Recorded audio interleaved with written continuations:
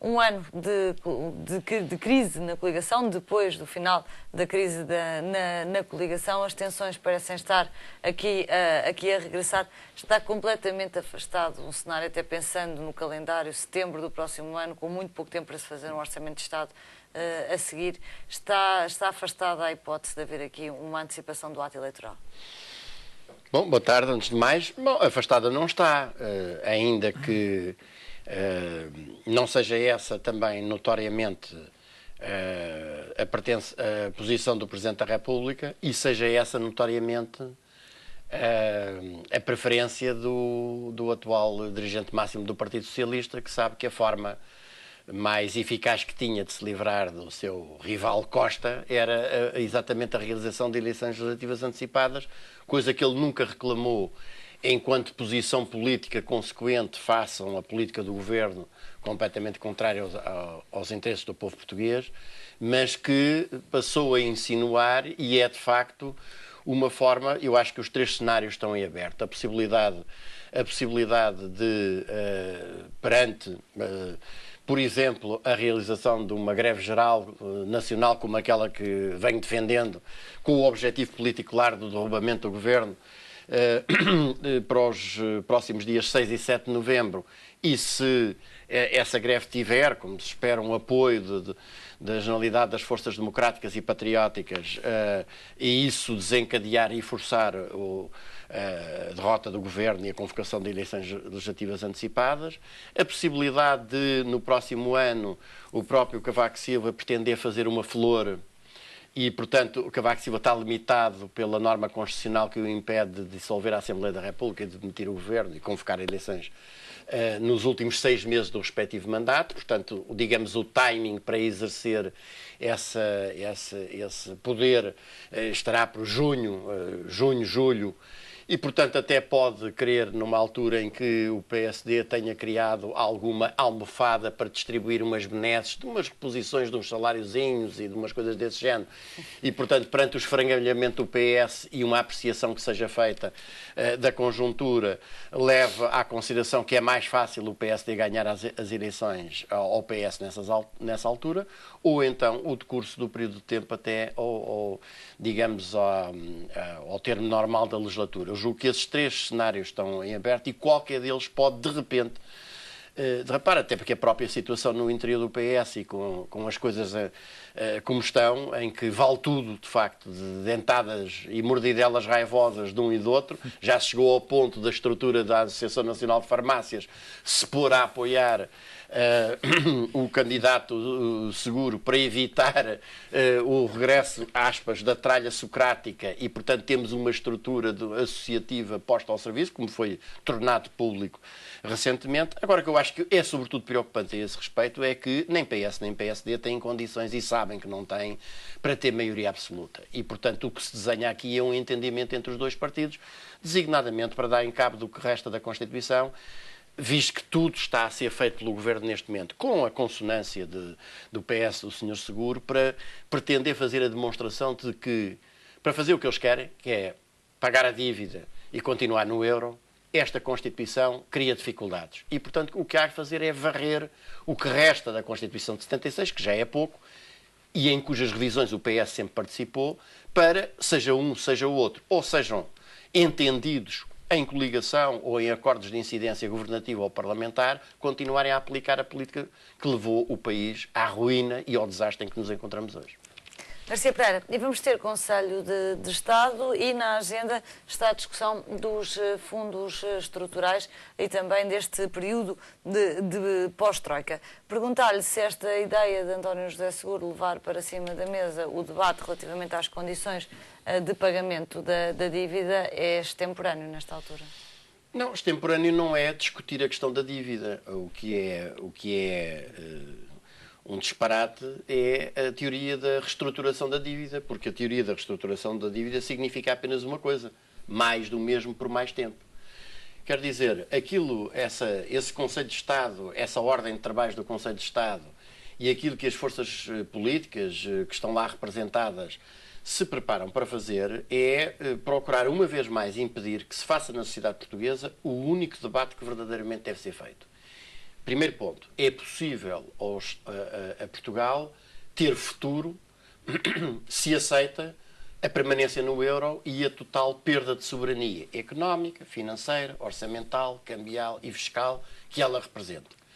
E as razões que nos conduziram ao buraco que nos encontramos neste momento e se há verdadeiramente alguma alternativa que passe por outro caminho que não seja o da saída do euro e da recriação de uma moeda própria. E é esse debate que se quer impedir. Em segundo lugar, impedir um outro debate, que é a que é que se deve a dívida pública portuguesa e se essa dívida é pagável e aquilo é que está a conduzir a lógica de forçar o povo português a pagar uma dívida que não foi ele que contraiu nem foi contraída em seu benefício. E que hoje as origens dessa dívida estão cada vez mais à vista com não apenas a exposição dos buracos que já se conheciam, embora ainda hoje não se sabe em toda a sua dimensão, das trafolhices financeiras, dos energúmenos financeiros cavaquistas do BPN, a Oliveira Costa e companhia, e de João Rendeiro do BPP, e que passaram completamente por baixo dos olhos da supervisão do Banco de Portugal, as trafolhices financeiras do BES, que passam também completamente por baixo dos olhos da supervisão do Banco de Portugal, e cuja exata dimensão nós não sabemos neste momento, mas vai muito para além dos 5 mil milhões de euros, cujo paradeiro em Angola não se conhece, e é capaz de chegar a 4 vezes isso, mas também, evidentemente, as PPPs, os swaps e as rendas excessivas das empresas que engordam todos os anos com qualquer coisa com 1.000 milhões de euros de lucro à custa do pagamento de uma energia elétrica de combustíveis a níveis absolutamente desmesurados. Mas de alguma forma nada disso parece ir ser discutido Exatamente, no é isso mesmo que eu estou a assinalar. No Conselho, é isso mesmo que eu estou a assinalar. No Conselho de Estado. PS... Mas o PS falou há relativamente pouco tempo numa terceira via. Aliás, António Costa surge como a personificação dessa terceira via. Mas não o problema acredita é que não haja há uma terceira via. Sobre a questão da pertença ao euro, não há terceira via. Há os que entendem que Portugal deve continuar atrelado ao euro e, portanto, completamente capaz da sua independência e da sua soberania. E, mais do que isso, sujeito a uma situação em que, tendo uma economia fraca, vê introduzida nessa economia uma moeda demasiado forte, torna os nossos produtos demasiado caros para poderem ser vendidos em condições concorrenciais, sobretudo os produtos transacionáveis lá fora, os produtos que exportamos, e torna mais fácil importar do que produzir cá dentro e conduz àquela decalagem de cerca de 1.000 milhões de euros sistemática que existe entre as importações e exportações. Estaríamos um país permanentemente endividado e sem capaz de produzir aquilo de que necessita para viver. E por isso é que eu digo que não há terceira via. Agora, é preciso dizer uma coisa. O PS foi, é e sempre será um partido de direita. E é preciso dizer com toda a clareza isso. E é por isso que, evidentemente, o PSD sorri de alguma forma complacente perante aquilo que se passa no PS e sabe, parece que não sabe o que é o CDS. E já agora convém recordar que o CDS saltará para o comboio que lhe parecer com melhor andamento. E também, como sendo o PS também um partido de direita, e que é marcado, aliás, pela contradição, que eu já tive a oportunidade aqui de dizer, marcado por uma contradição matricial da sua natureza, que é o de se afirmar, pretender afirmar um partido dos trabalhadores e da classe média, isto é, da pequena burguesia, mas depois ser um defensor das políticas da Troika, exatamente esmagadoras dos trabalhadores e dessa classe média. É um partido de direita, foi, é e sempre será. E não é nem com o Seguro, nem com Costa, nem com Ferro Rodrigues ou com Sócrates deixará de o ser. E por isso, aquilo que pode haver de pior na atual situação política é que os trabalhadores que se sentem traídos por depois de não poderem ver Sócrates à sua frente e que foram dar o voto àquilo que lhes parecia ser, aquilo que aparecia como uma alternativa, agora julguem, à moda do que aconteceu em França com o Sr. Hollande, que há uma alternativa para a solução dos problemas do país é em votar no PS, seja do Sr. Seguro, seja do Sr. Costa. E o PSD, evidentemente, que está disponível, desde que seja para aplicar aquele programa, que o PS está de acordo no essencial, estará disponível para fazer os acordos e os entendimentos. E é isso que, aliás, o Presidente da República tem repetidamente insistido. Ou seja, a política que enterrará ainda mais o país. Em vez de 2 milhões de pobres, passaremos ainda a ter mais pobres. Em vez de 1/3 das crianças a morrer de fome, ainda mais crianças a morrer de fome. Deixe-me passar a palavra ao... Mais 10 mil portugueses a sair todos os meses do país, ainda mais portugueses a saírem todos os meses do país. Primeiro, é preciso decompor estas estatísticas, porque nós temos de ir ver o que foi a criação líquida de emprego.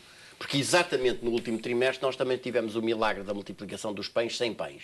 Ou seja, a taxa de desemprego aparentemente diminui, mas quando se vai à criação líquida de emprego verifica-se que ela é negativa. Isto é, o número de postos de trabalho que foram destruídos é muito superior ao número de postos de trabalho que foram criados. Porquê? Porque a grande maioria dessa população ou imigrou ou é a população que vai integrar aqueles que desistem de procurar emprego e, portanto, esses saltam fora das estatísticas de emprego. Depois há hoje uma série de habilidades como a integração em programas de formação, vida ativa e outras coisas do género, permitem fazer saltar artificialmente do desemprego. Eu quanto ao desemprego, e não tenho tempo para mais, mas não queria deixar de chamar a atenção para o seguinte: para além dos 9 mil milhões de euros de juros da dívida que vamos ter que pagar este ano, que neste momento já vão em 226 mil milhões de euros, 140% do PIB, convém recordar que, de acordo com as estatísticas oficiais, 314 mil desempregados receberam subsídio de desemprego, mas 412 mil já não tiveram direito ao subsídio de desemprego devido às restrições do acesso a esse subsídio de desemprego decretadas por este Governo. E o subsídio de desemprego médio passou de 510,22 euros do ano passado para qualquer coisa como 464 euros neste ano. Portanto, fingir que se está numa época de expansão e de criação de emprego só se cria criando economia. E criar economia só é possível quando nós saltarmos fora da canga que temos neste momento em cima, que é a dívida pública e a pertença ao euro.